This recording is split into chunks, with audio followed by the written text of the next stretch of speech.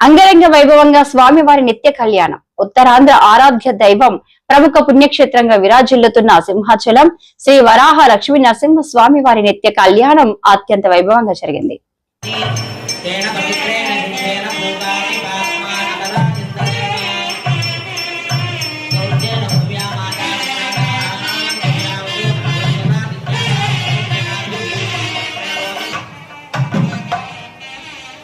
స్వామి యొక్క పాద ప్రక్షాళన తీర్థాన్ని మీ శిరస్సుకి ఉంచినప్పుడు శిరస్సు శ్రీ శ్రీ శ్రీ వరాహ లక్ష్మీ నృసింహస్వామి కళ్యాణ మహోత్సవం ఈనాటి కళ్యాణ ఉభయదాతలు సమర్పించిన మధువర్కాలు.